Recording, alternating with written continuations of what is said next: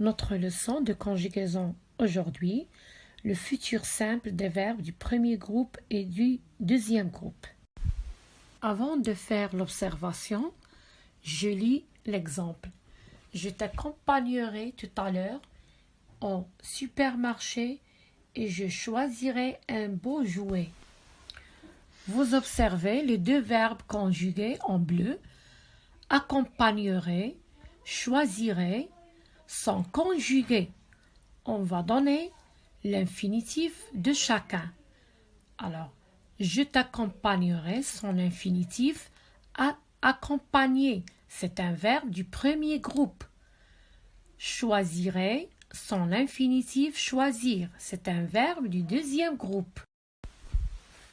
Vous remarquez que ces deux verbes sont conjugués au futur à la première personne du singulier. Ils ont pour terminaison AI. Remplaçons je par nous dans la phrase précédente. Je t'accompagnerai tout à l'heure au supermarché et je choisirai un beau jouet. Alors commençons par nous. Nous t'accompagnerons tout à l'heure au supermarché et nous choisirons un beau jouet. À retenir, les terminaisons du futur simple sont AI, AS, A, ONS, EZ, ONT pour tous les verbes. Le futur de l'indicatif des verbes du premier groupe et du deuxième groupe se forme en ajoutant ces terminaisons à l'infinitif du verbe. Voilà le verbe aimer, conjugué au futur simple de l'indicatif, c'est un verbe du premier groupe.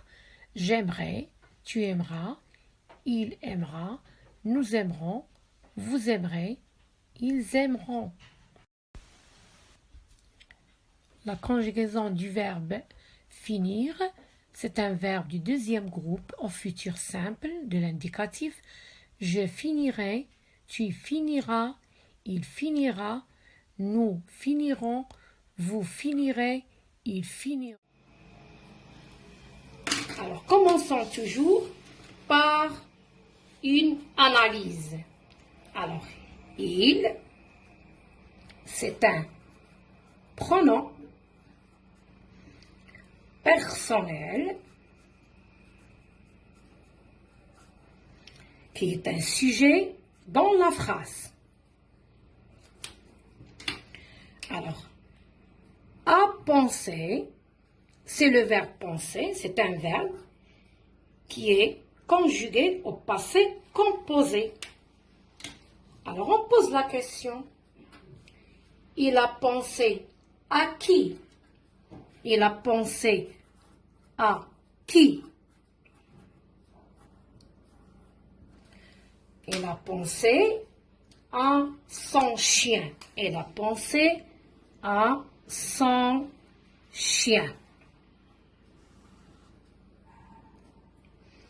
Alors, à son chien,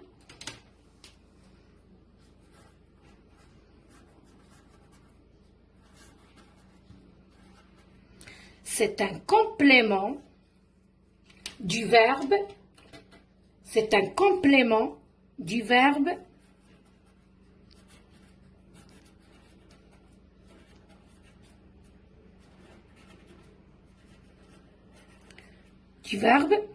penser.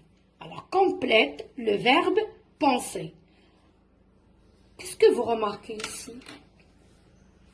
Alors qu'il y a une préposition. Qu'il y a une préposition. Position. Alors, on a vu qu'il y a beaucoup de prépositions. Alors, regardez. Est-ce qu'elle est directement placée devant le verbe? Non. Il y a une préposition qui sépare le complément du verbe. Alors, c'est un complément qui est placé indirectement devant le verbe. Alors, c'est un complément d'objet direct. C'est un complément d'objet indirect. C'est un complément d'objet indirect. Il y a une préposition qui sépare le complément du verbe. Alors, c'est un complément qui est placé indirectement devant le verbe.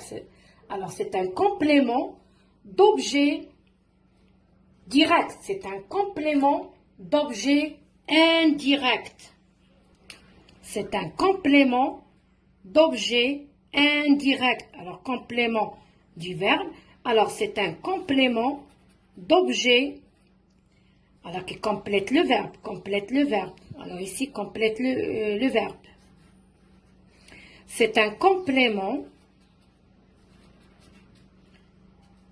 d'objet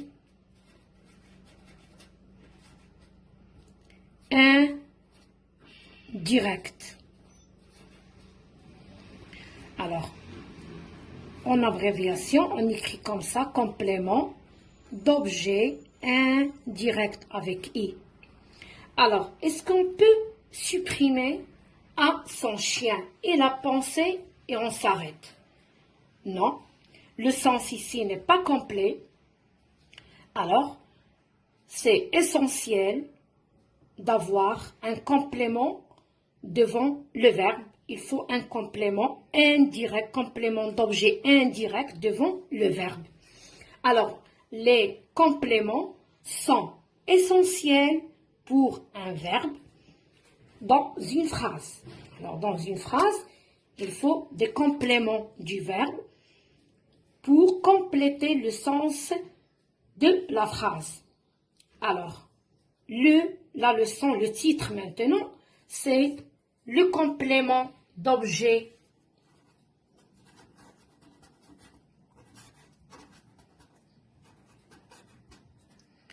Le complément d'objet direct et le complément d'objet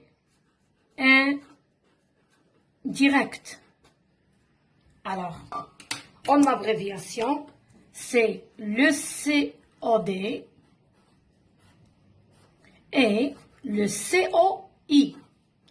Alors, notre leçon